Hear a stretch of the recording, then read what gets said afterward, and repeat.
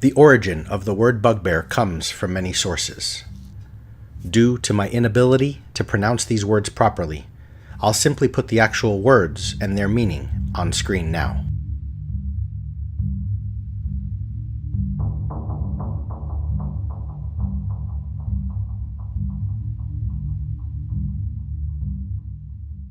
The origin of many a fantasy thing can be accurately traced to the medieval period. The day-to-day operating of a village, the materials used for tools and weapons, and the food that both common folk and nobility ate. The same is the case with the bugbear. In medieval England, this creature was known as a creepy bear that roamed the woods to scare children. The Italian author Antonio Francesco Grassini had one of his works adapted. In that adaptation, the bugbear was depicted as creepy and frightening. This work, combined with the origins of the word itself, gave the bugbear somewhat of a haunting Boogeyman status. Hardly the feeling of the bugbear in today's D&D world. How did it go from there to here? Let's delve in. A large and strong humanoid, in combat, the bugbear will often accompany the smaller folk such as goblins. The bugbear may be a leader, chieftain to the goblin tribes, or simply the brawn and muscle of a random group of raiders whose power is rarely challenged by the weaker goblins. If you narrow things down into the mechanical aspects of D&D, bugbears are a greater threat than the smaller folk they usually roam with, but are certainly not scary as they once were. They pale in comparison to mind flayers, beholders, dragons, and giants. Typically of low challenge, the bugbear is somewhere in the realm of hobgoblins or orcs, perhaps a bit stronger, but certainly beneath ogres and giant kin. Their roots begin in 1975 in the Gygax-created world of Greyhawk. Their inclusion into the D&D space, typically the Monster Manual, hasn't missed an edition, as they've been in 1st, 2nd, 3rd, 4th, and 5th.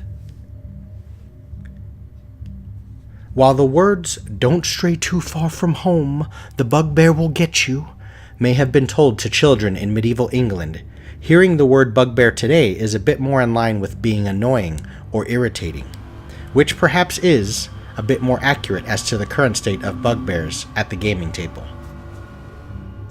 DMs are free to add any layer of power and strength to a creature, so I don't intend to belittle the bugbear, but it certainly isn't the first thing that comes to mind when trying to frighten new players. Let's begin where we should begin, with Gygax, Greyhawk, and the start of this wonderful game in 1974, where they were simply described as great, hairy goblin giants. They were known as the larger cousin of goblins in the 1st edition Monster Manual. They were in the D&D basic sets. The Orcs of Thar, published by TSR and written by Bruce Hurd, is a D&D accessory released in 1988. Within its pages are the Broken Lands, occupied by Goblin King, bugbear included. There were rules for generating humanoid player characters, orcs and trolls, hobgoblins and gnolls, a few others, and bugbears. They were in 2nd edition D&D's Monstrous Compendium Volume 1, and were present in the D&D game set and the D&D Rules Cyclopedia.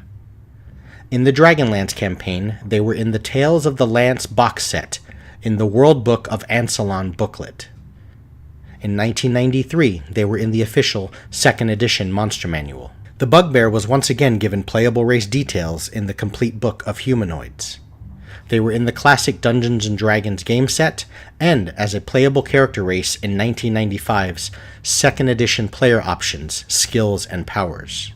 In efforts to create a simpler, standalone version of D&D, 2 accessories known as the Dungeons & Dragons Adventure game were released. The 2nd edition version released in 1999, and the 3rd edition version in 2000. You guessed it, the bugbear was in each.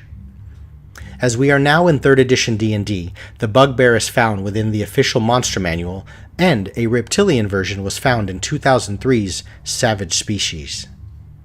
Also in 2003, the bugbear returned as a playable option once again in Races of Faerun, a book based within the Forgotten Realms campaign setting. One doesn't speak of the Forgotten Realms without speaking of the Underdark. And of course, the Bugbear found a home there as well, in the Chameleon Bugbear.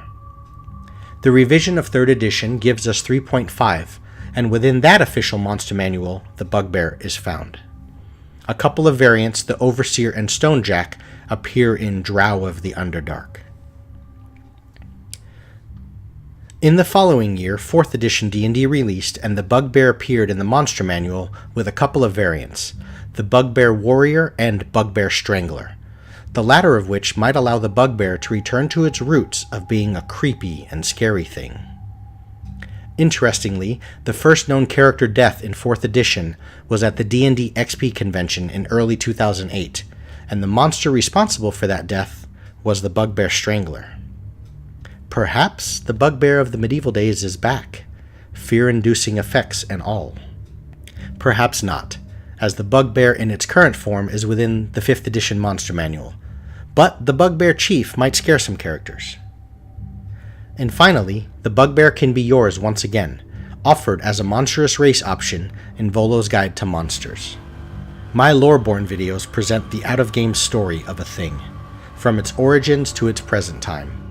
As to how a Bugbear walks, talks, and fights within your world, that is for you to decide. Thanks everyone for watching, and take care.